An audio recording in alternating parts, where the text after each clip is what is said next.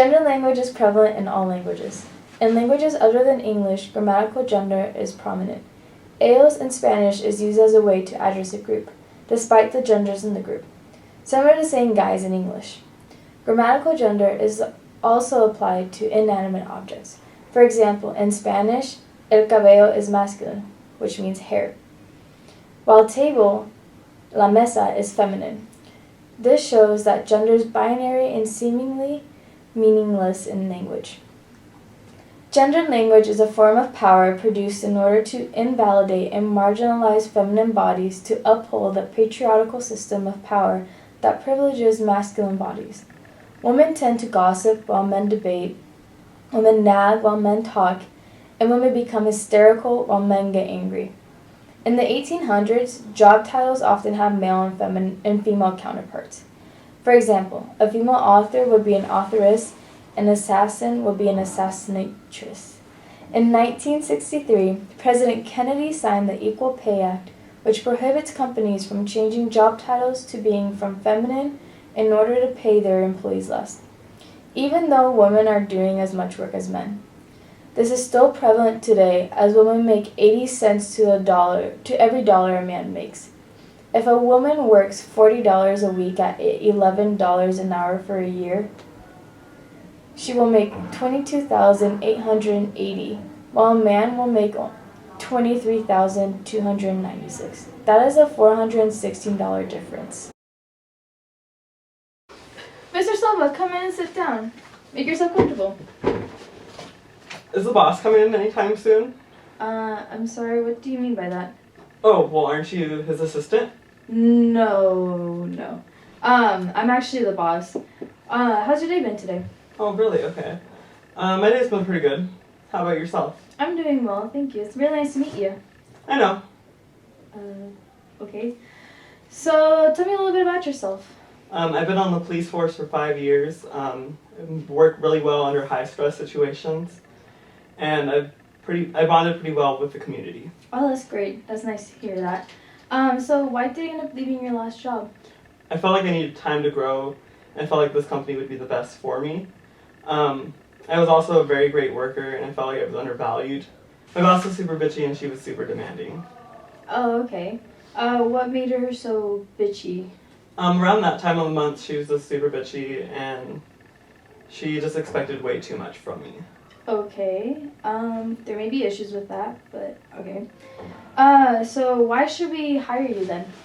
I'm a great worker. Everybody loves me. Why else wouldn't you hire me? Okay. Great confidence right there.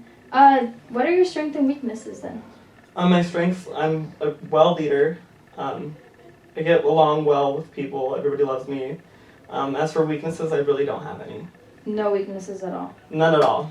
Okay. So where do you see yourself in 5 years? I really don't see in the future. Do you have any goals at all? Well, actually, in 5 years, I see myself in your position, in that chair. In my position? Yeah, in your position. Okay, I don't think that's gonna happen, but let's move on. So, do you have your resume? Yeah, here it is. Thank you. Oh, I see here that you went to WSU and you got a bachelor's in in business, was it? Yeah, go Cougs. Yeah, go Cougs.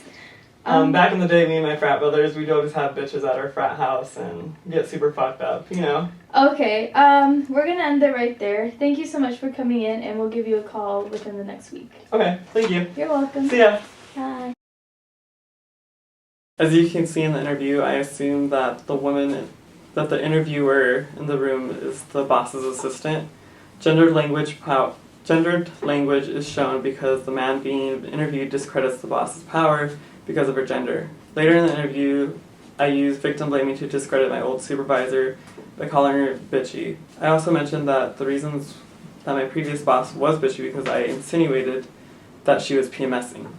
Oftentimes, women's emotions are deemed to be dictated by their menstruation. There's also elements of power in gendered language as seen when I'm asked, what are my plans in the next 5 years? I give the response, I'm going to be in your place rather than my hope is to be in your place. My statement is very aggressive. Also, when I say that I have no weaknesses, it displays ideals of masculinity not being perceived as weak. Miss Garcia, come on in. Sit down, make yourself comfortable. Thank you. How's your day been so far? It's been pretty good. Thank you for asking. How's your been? Pretty good. That's good. So let's get started. Tell me a little bit about yourself. Well, I've been working in this line for about 8 years now, and I have my bachelor's in psychology and my master's in criminal justice, and I've done a few conferences. I've spoken at a few conferences talking about implementing harassment-free zones in the workplace. Oh, that's great to hear. You have a lot of accomplishments. Thank you. What made you to go into this profession? Well, I'm very passionate about the work, and I feel that it's really important to break gender norms and to show other women that it's possible to join a workforce that's ruled mainly by men. Oh, okay. That's great to hear. I actually need my men to be open-minded and supportive of the women in the workforce. I see that you've gotten many promotions. Why did you end up leaving your last job? Well, I recently just moved to the area, and I'm wanting to expand my work experience, and I feel that this would be a great place for me. Okay.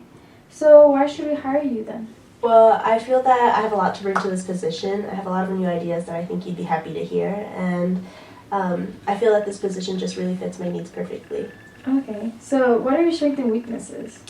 Well, I have many years of dedicated experience in this line of work, and I'm really passionate about this, the work that I'm doing, and I'm a well-organized and focused individual.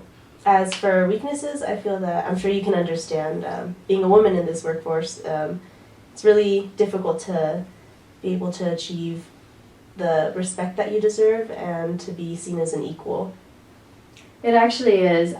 Before you, I had a gentleman come in and he was pretty disrespectful and thought he actually confused me as an assistant, which I kind of found it offensive, but it's okay. You see it a lot now. Yeah.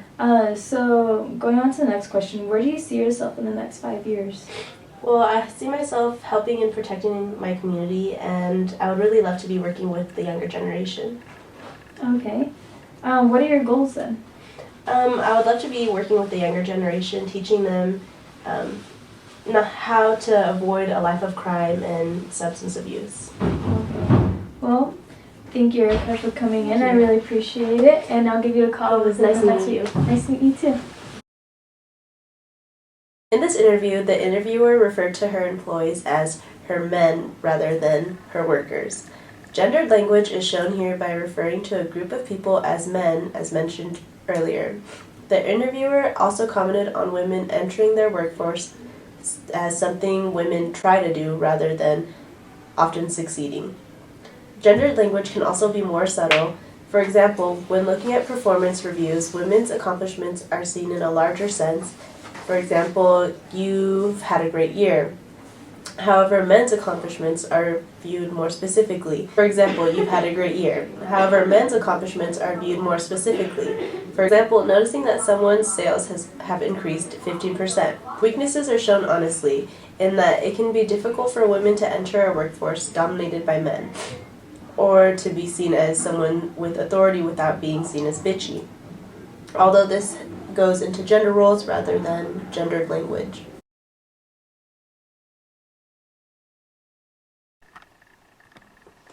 In the video, Sexism at Fox, it displays overt sexism in the professional setting.